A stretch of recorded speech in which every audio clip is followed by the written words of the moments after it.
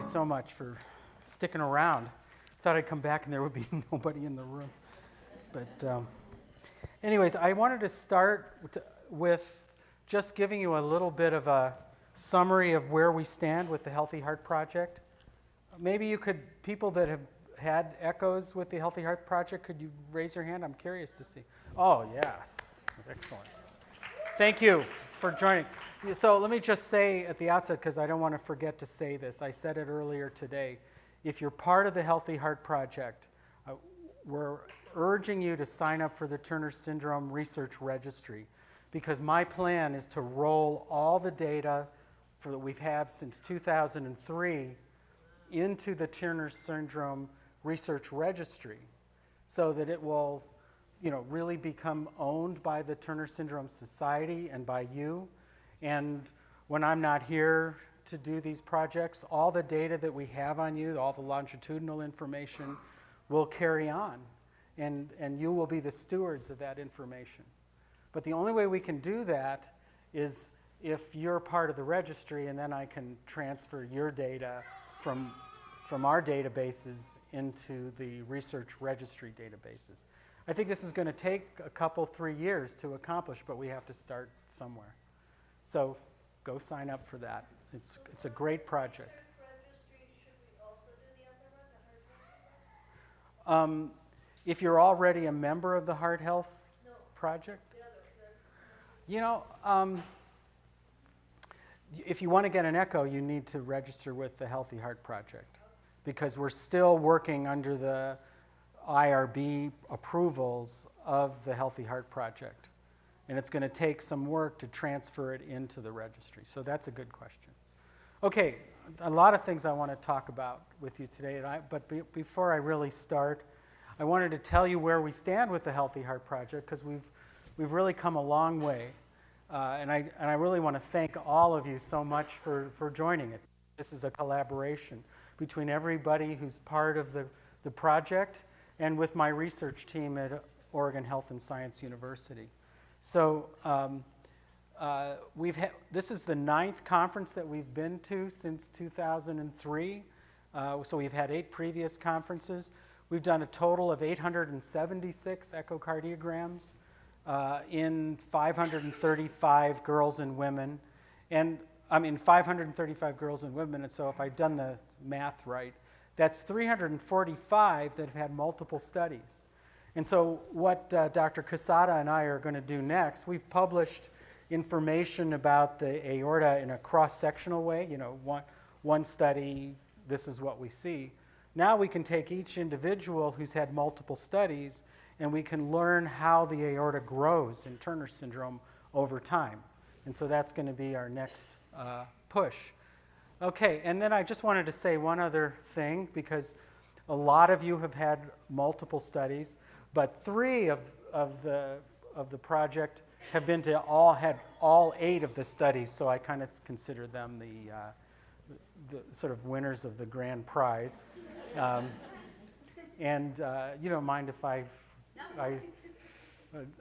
announce your successes. So Cynthia Kenward, who's sitting right here, raised in all 8. Thank you. Jennifer Wachnell, I don't know if Jennifer's here. There she is, in the back, all 8.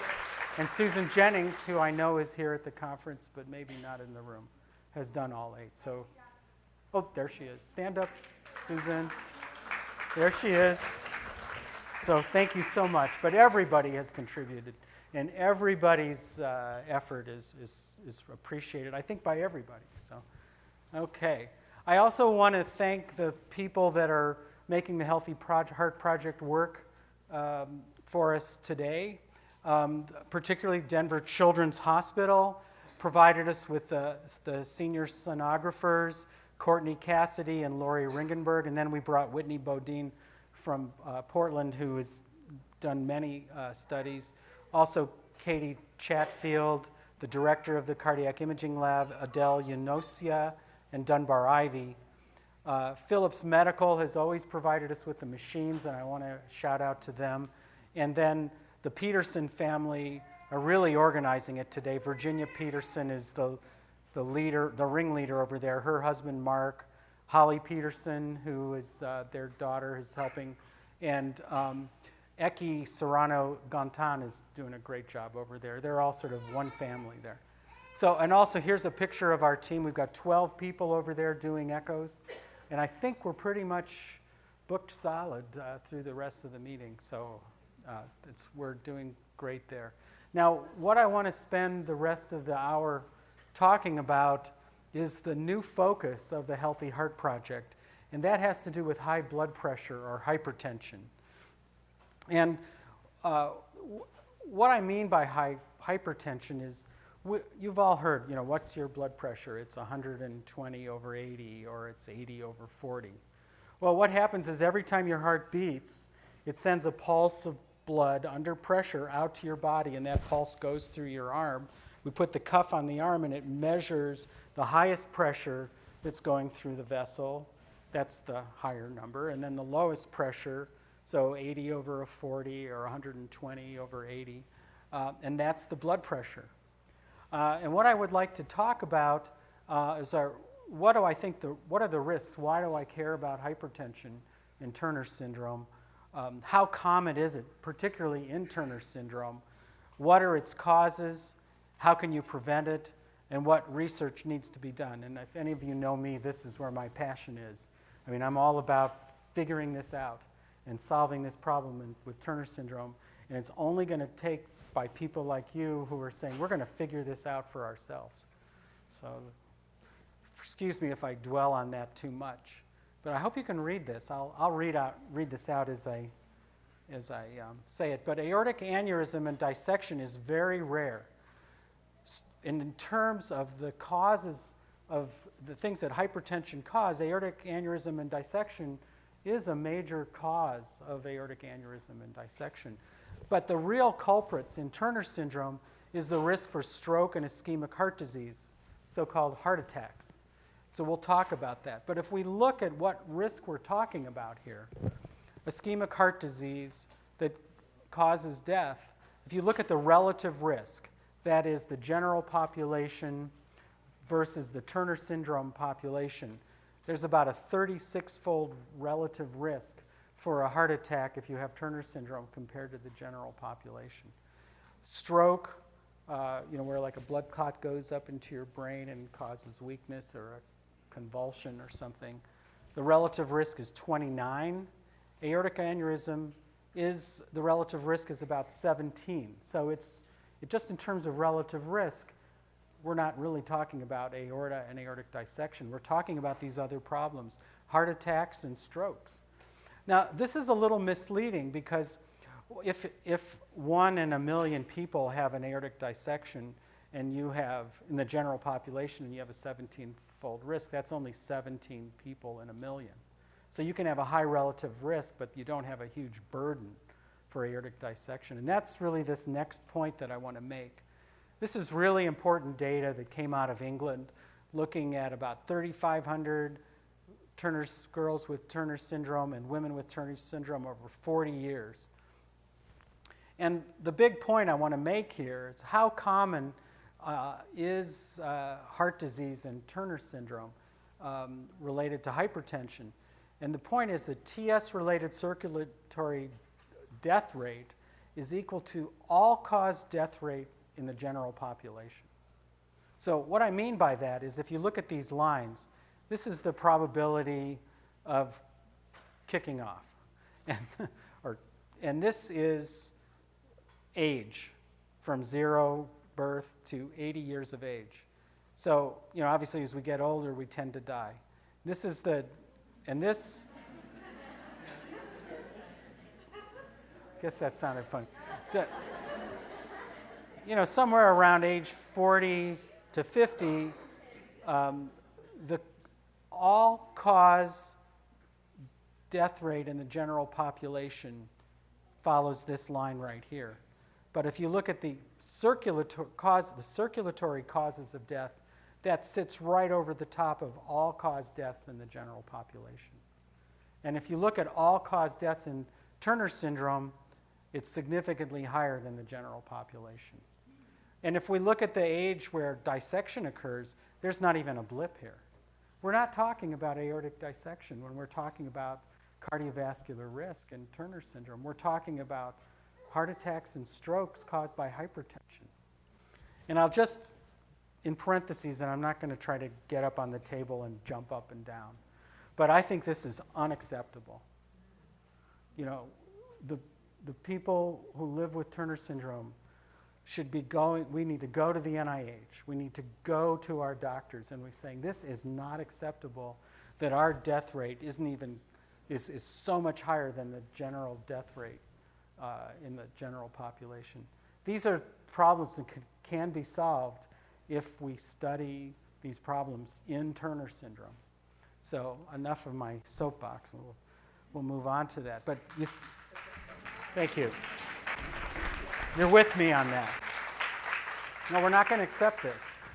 We're going to go to the NIH.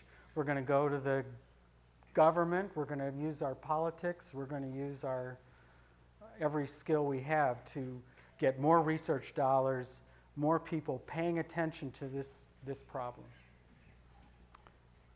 Okay, so my next question is, well, so how common is hypertension in people who live with Turner syndrome? So, and here's my bottom line up on the top. My bottom line is my top line. Hypertension may be 10 times more common in children with Turner syndrome compared to the general population.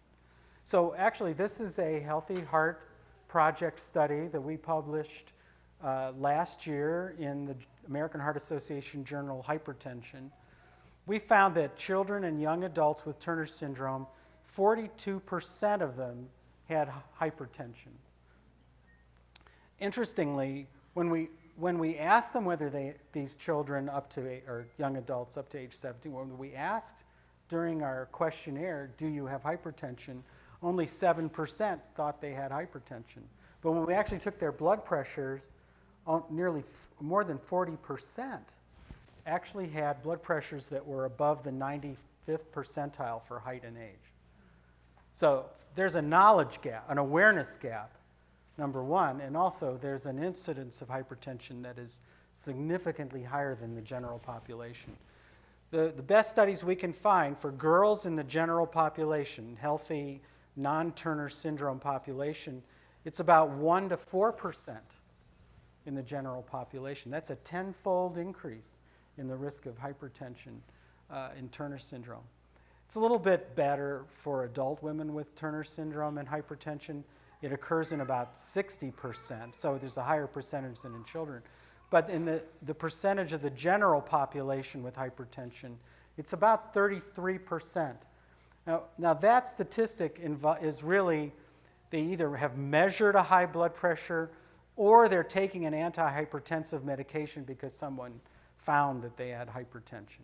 So actually this number is probably lower if you just take people that you measure a high blood pressure.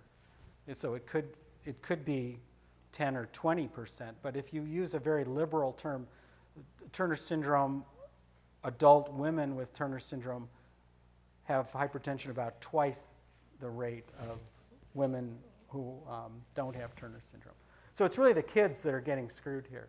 They're the ones that they've got a 10-fold risk of hypertension. Hypertension just doesn't occur in kids who don't have Turner syndrome. That's the clue to how we figure out what the cause of hypertension is in Turner syndrome. And I'm going to move to that in a moment. I'm sorry for the small print here. I'm going to say everything that's on these slides. I don't know what I was thinking. I've given 1,000 of these talks.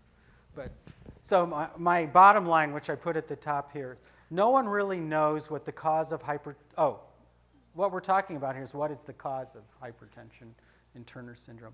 Okay, the answer is no one really knows what the cause of hypertension is in Turner syndrome, so they call it essential hypertension, which is just a doctor's way of saying I don't know what the cause of hypertension. Doctors always do that. You know, they find terms that nobody knows what the terms are, and it means something like they use the word idiopathic. You know, idiopathic means I don't know what the cause is. So, you know, the same deal here. We call it essential hypertension. Now we do know that in general, being overweight or being obese is a risk for hypertension. But in our study that Evan Lawson and I published, and I was really glad and pleased to see this, the incidence, when you actually look at the statistics, the incidence of obesity in the Turner syndrome population, which is about 17%, is the same as the incidence of obesity in the general population. Now, that, I was surprised to find that, because I always said, and I've given talks at this meeting where we say, well, if you can't grow up, you grow out. And so that's why there's obesity in Turner syndrome. And, there's some element to that. If you eat the same amount of food and you can't put that weight by being taller, that weight is going to increase because you're growing horizontally. But the fact is, the obesity problem is the same in the general population as in Turner syndrome. So that's really not the reason why so many girls and women with Turner syndrome have hypertension. It's not the obesity problem. I'm not saying that we shouldn't be dealing with being overweight. Everybody should be dealing with that, including me. And I can show you here. Okay, so now I think, I don't know, was it earlier today, there was a talk, cardiometabolic factors that lead to hypertension. And this is an important area. Things like type 2 diabetes, insulin resistance, the renin-angiotensin system. I'm not going to get into them. There was a whole talk on it. Or maybe it's tomorrow. I'm not sure. Might be tomorrow afternoon. It should be. Dr. Shannon is giving this talk. Kidney abnormalities. I'm going to show you some pictures of that kidney anomalies. They certainly can cause hypertension. In my experience, kidney problems are not a major cause of hypertension in Turner syndrome, but kidney abnormalities certainly occur. The thing that I'm focusing my energy on actually comes right out of the Healthy Heart Project, because I think the same thing that causes the vasculopathy in Turner syndrome, the stiffening of the aorta and the stiffening of the arteries in the body, is also leading to the high blood pressure that occurs. And I think that the reason that young people with Turner syndrome have hypertension more than other young people have hypertension is that this vasculopathy is the first manifestation of the lifelong hypertension that they face. So understanding the vascular bed will help us understand the mechanisms why hypertension starts in childhood and then goes through adulthood and then gets you when you're an adult. Those death curves that I showed happening after age 50 and 60, those are starting in childhood with all our hypertensive kids. And that's where we need to solve this problem. Oh, so this is my bottom line. Genetic and environmental interaction cause these problems. Sure, there are things like obesity, not being active enough, because living an active, heart-healthy lifestyle helps with hypertension. These are the environmental factors that contribute to having high blood pressure. But the thing that causes the vasculopathy in Turner syndrome has something to do with lacking the second sex chromosome. And the key is doing the genetic testing to see what it is about the second sex chromosome that is sensitizing other genes that lead to hypertension. We're going to talk more about this later, but that's the big idea. So again, what is the cause? Some pictures of renal malformations that occur in Turner syndrome. We've heard this horseshoe kidney. Actually, these are normal functioning kidneys. They're just attached to each other in the midline. There can be multiple kidneys. One can be smaller and can be in the pelvis. And these can be associated with high blood pressure because of kidney anomalies. If you have reflux from the bladder up into the kidney, so we need to look for vesicoureteral reflux. And I think you all know this, at any time of a first diagnosis of Turner syndrome, we should be doing kidney ultrasounds and looking for renal abnormalities. And hopefully all of you have had your kidneys evaluated. There can be multiple blood vessels leading into the kidney. If some of these blood vessels are narrowed, you can get renal vascular hypertension. So let me just say, so, this is definitely on the hit list, and I'm sure you've all heard this 100 times. I think what I'm about to tell you, though, is maybe something you haven't heard so much before, because it's what Cheryl Maslin and I are really, where we're taking our research and where we want to take the Healthy Heart Project. And that's this idea of what causes the vasculopathy in Turner syndrome. This is the thing, this is the reason why aortopathy and aortic dissection occurs at a young age in Turner syndrome and occurs in old people in everybody else. And I also think it's the reason why young people have hypertension. So this is sort of, this is still under the rubric of what is the cause. So it's like, on the one hand it's this, but then on the other hand it's that. That's why I've got two hands there. And so on the one hand, if you think about what causes an aortic dissection, on the one hand, the aorta can tear or rupture because the wall of the vessel is weak. There's something about the composition of the blood vessel that makes it enlarge and ultimately tear. So there's something, something about decreased wall strength. And when you have decreased wall strength, that could lead to a youthful presentation for aortic disease. Now, there's a difference between saying you can have a decreased wall strength, but the wall of the vessel could still be stiff. In fact, you could imagine that if it doesn't have flexibility, and then the pressure goes up, and it can't absorb the shock of that high pressure, that it could tear. So this issue of distensibility or compliance, how elastic the blood vessel is, plays a key role in, I think, the mechanism of aortic dissection. But I also think it plays a key role in hypertension. So that's, on the one hand, decreased wall strength. It has to do with abnormal composition of the wall and stiffening of the wall of the blood vessels of the body. On the other hand, as we age, we know that the composition of the walls of the blood vessels changes. They aren't as strong as they always were. And the other thing is, you hear about this thing. We think of it as a problem of elderly people, the hardening of the arteries. Okay?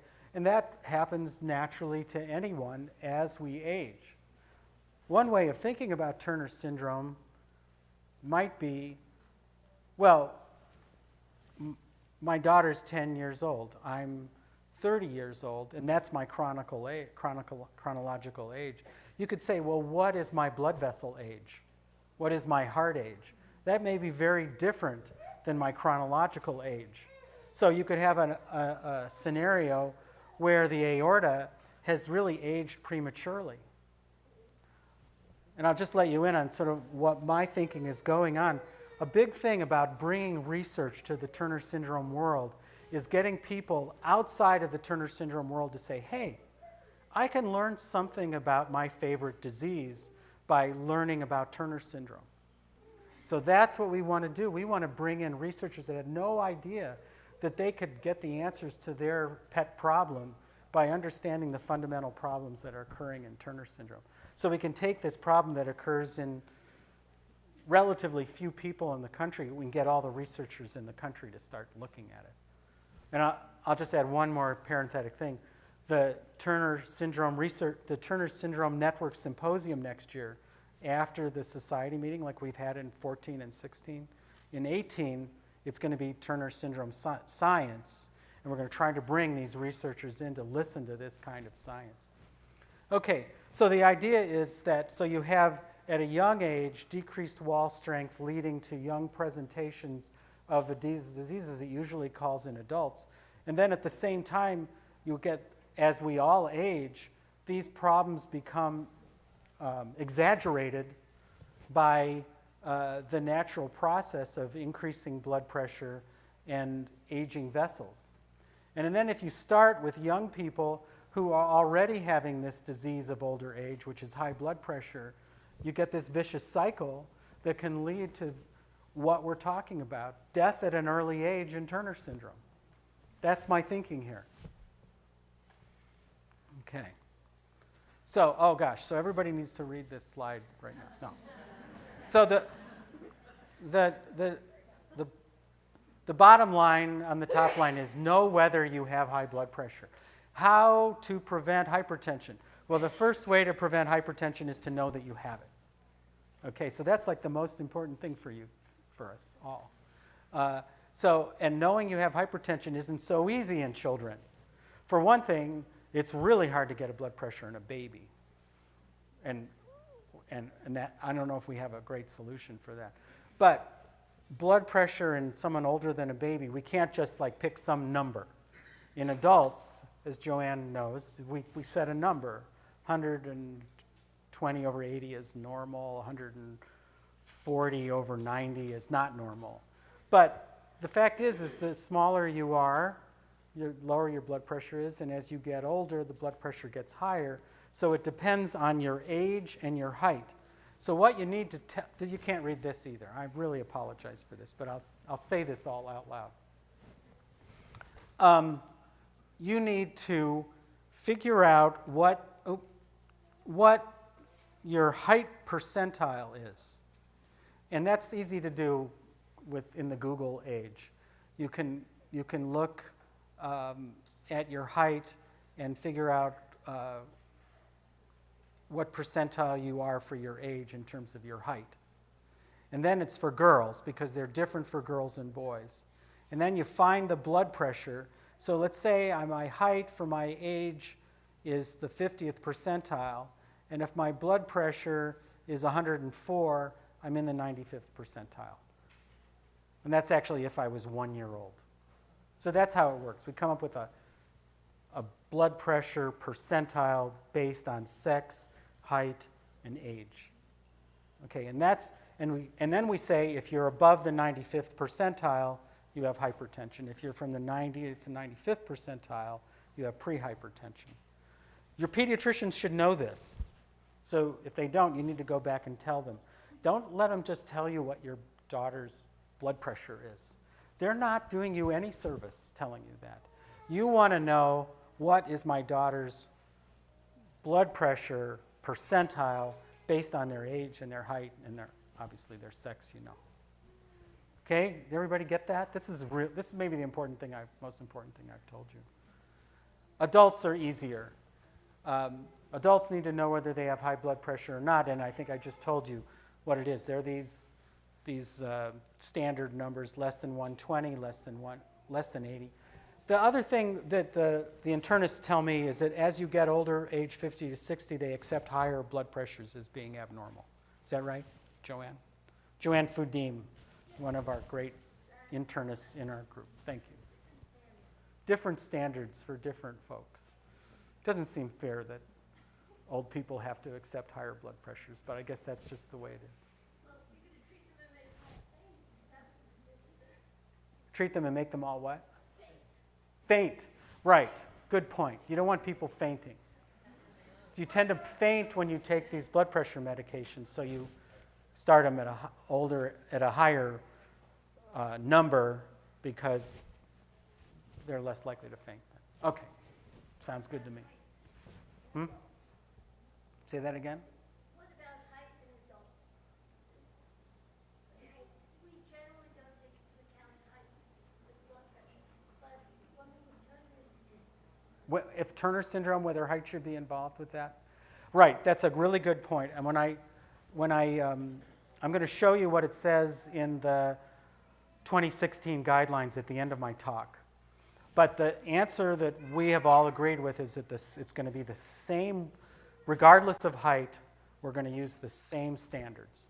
So height should not be calculated into, or should be used the same as we would do for anybody without Turner syndrome. So if you're short height as a child, we still would consider you in the 95th percentile based on your actual height percentile. And we don't make any allowances for the fact that Turner syndrome people have shorter stature. We could talk about that offline. All right, and there's one other thing about knowing whether you have high blood pressure or not. This is the big thing in the field, what I'm getting very interested in. What we do now, the rules that have been out there for how to measure blood pressure is we put you in a dark room, we calm you down, we say relax, be zen, mellow, and measure your blood pressure. And that's what your blood pressure is. But is that how we are all day long? No. So do we really know what our blood pressure is by doing this one?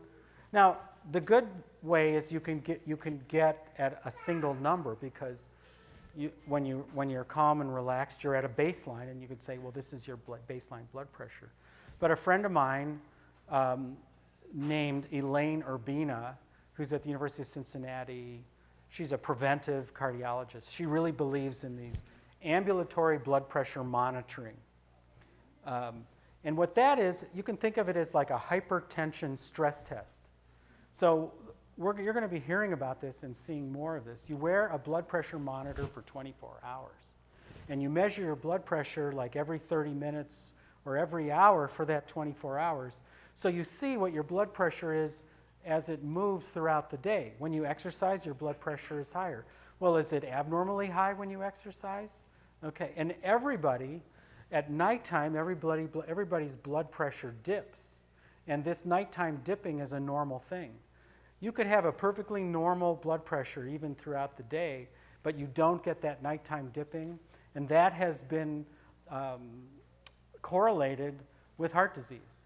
So ambulatory blood pressure, when you want to ask the question, do I have high blood pressure? We're thinking that this is harder to do, but it's going to give us a more accurate number to understand, because it really doesn't matter what your blood pressure is. It's how all the organs on the other side of your blood pressure, your end organs, deal with that. The blood vessels in the brain, the blood vessels in the heart. Is it injuring the heart? Is it injuring the brain? Is it injuring the kidneys?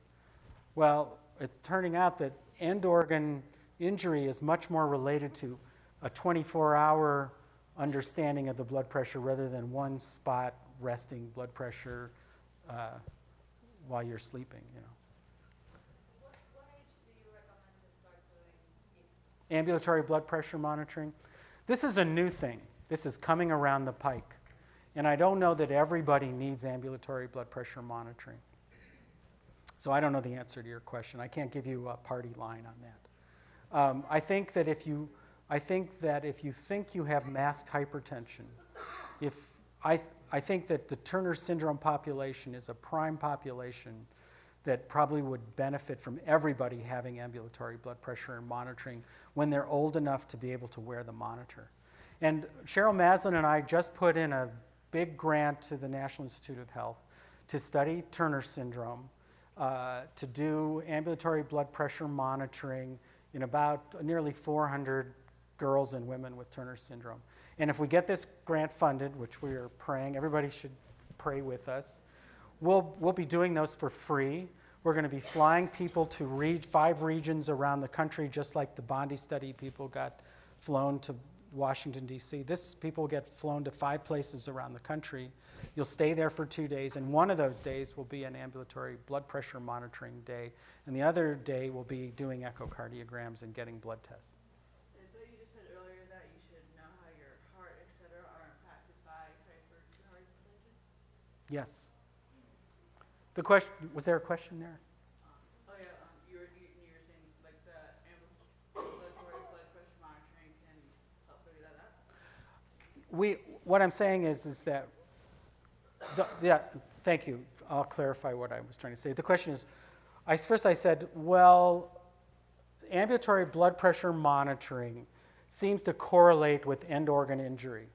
That if you have an abnormal ambulatory blood pressure test, you're more likely to have problems with blood vessels in your brain, problems with your kidneys, and problems with your heart in the long run. It seems to predict an injury. So that's why we think ambulatory blood pressure monitoring is a good thing. The next point I was trying to make was it's really important to know, it's not so important to know exactly what your blood pressure monitor is. You want to know if your abnormal blood pressure is causing some injury. So if you just have a high blood pressure, but your heart's perfectly fine, your brain is perfectly fine, your kidney's perfectly fine, you'd worry less about the high blood pressure. You could think it's coming down the line, it's coming down the pike, but in terms of gradation of concern, a high blood pressure in and of itself is kind of meaningless. It actually has to do with how it's injuring you, and that has to do with your kidneys, your heart, and your brain. Maybe it's Ann? You said this was fairly new. Is this we had something along those lines when I was at NIH. Is it? Well, it's not so much a new idea. People have been talking about ambulatory blood pressure monitoring for a long time, but now it's getting into the task force guidelines. There are people saying that it is something that needs to be done as a matter of routine. It should be one of those essential items that the health insurance companies should pay for when you get them done. You know, all the regulatory things that need to happen in order to get standard tests. That's what I mean. That's where it's coming. That pretty soon it's going to be it should be standard of care, and it isn't yet. In the work of your grant, we're going to say you didn't hurt at all. Say that again? And to back up your grant, to get people to do it, it didn't hurt at all. The purpose of our grant is to The blood pressure cuff didn't bother me at all. no, yeah, okay. Are you going to bring ambulatory blood pressure monitoring to the Healthy Heart Project and have some of us? Okay. No, can't do that. What we're going to try to do is get this grant to get at least 400 people in our group having ambulatory blood pressure monitors. For somebody like me that's already had the surgery, blah, blah, blah, joining that study still be Yes. perfect? Oh, yeah. Okay, for hypertension, do you consider one reading, like, 'cause some days you can have an elevated blood pressure due to stress or whatever, but is that considered hypertension, or does it have to be acute? Because from what I learned, hypertension has to be readings over a certain amount of time. Yeah, thank you. Yeah, the actual, thanks for bringing that up. The question was, can you just do a one-spot blood pressure monitoring and say you have high blood pressure? The answer is no.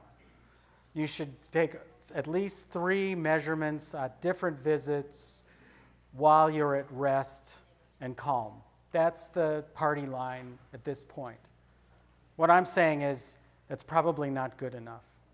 What your blood pressure is at 3 resting points doesn't tell you what risk you're at because of high blood pressure throughout the day.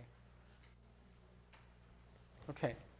All right, so we're moving on to the next sort of major point of my discussion, which is, how to prevent hypertension. Well, we live in the supersize age, so, I think you've all seen this. I love this slide. I don't know why.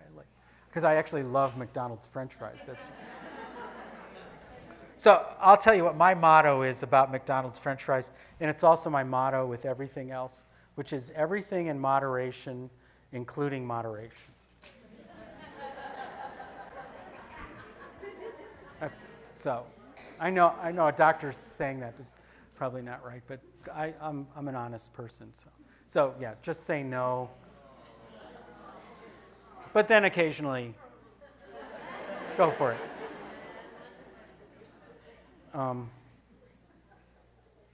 Oh, I'm sorry, did I miss this? Oh, this is just a picture of someone wearing an ambulatory blood pressure monitor. It's like a little transistor radio in your belt and then a cuff on your arm. They're pretty easy. Say no. Okay, how to prevent hypertension. Decrease your salt intake. There have been a lot of really interesting studies looking in different cultures and looking at their salt intake and what their blood pressure is. So if you look at Cook Islanders, all these dotted lines, Cook Islanders, Yanomamo Indians in South America, Solomon, so third world tribes people who live fairly simple lives. have very low salt diets, and they have the lowest blood pressures you're going to find. And then you look in developed countries such as England, the Bahamas, Belgium, the United States, and they have high salt intake, and they get high blood pressure.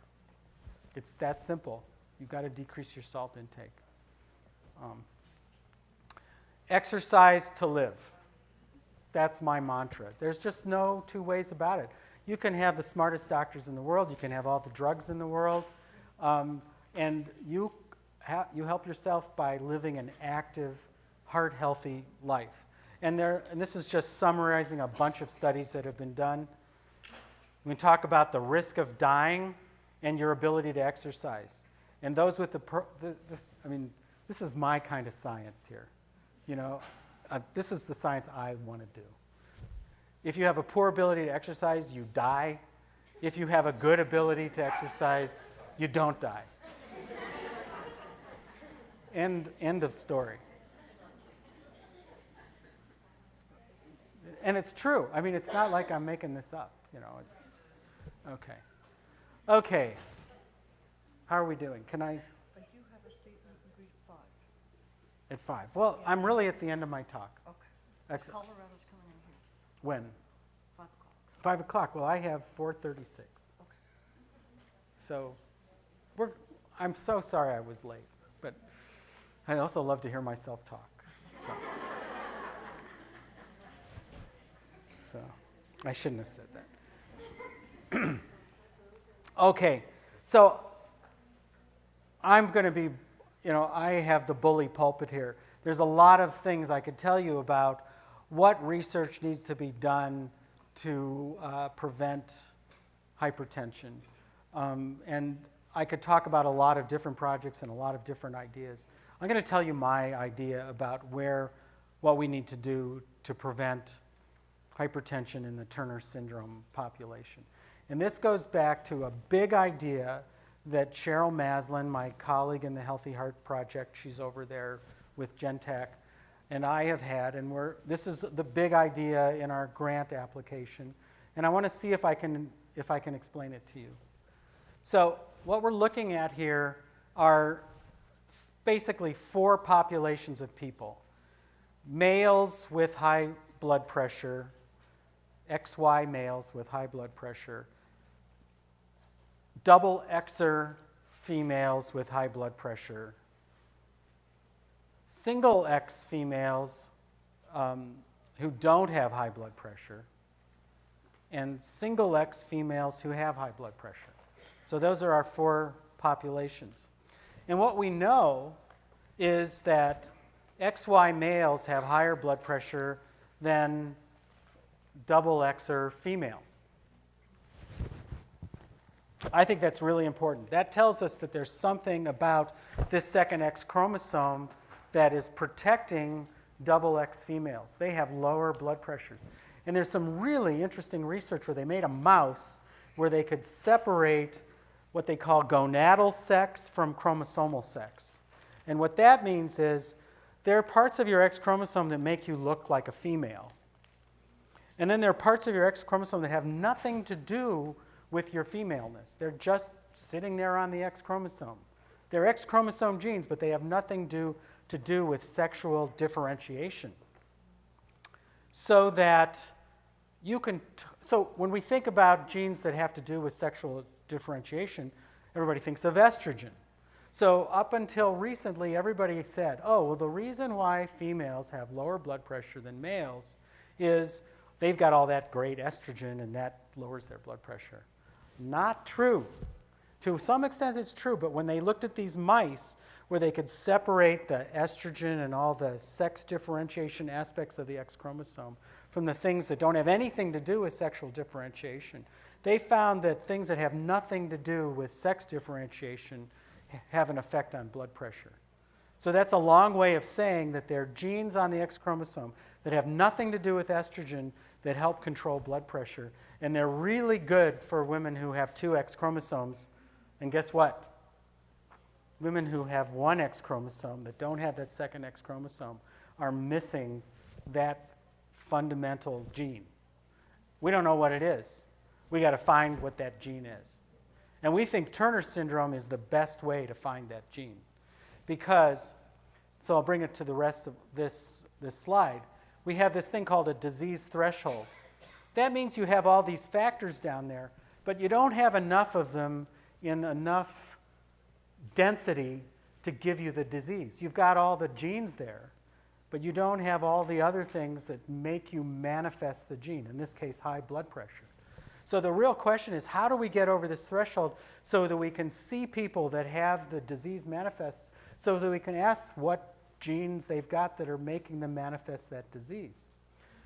So here's the beauty part of this idea, and why Turner syndrome is such a great way to study this problem, is that because Turner syndrome have such a high prevalence of hypertension, they get pushed up to this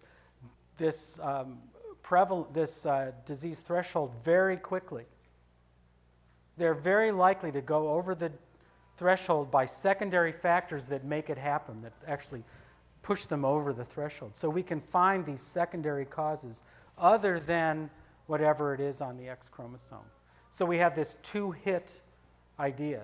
There are genes on the X chromosome, then there are things that predispose you to having hypertension that are in all the other genes that we can find by looking at Turner syndrome. I'm not going to say a lot more about this because it's a little esoteric, but I just wanted to let you into the way we're thinking about this problem. So, actually, that was my last slide. So, I'm going to want to thank you for listening, and I'll take more questions, and I'm around for the rest of the day and all day tomorrow. So, thank you so much. I appreciate you.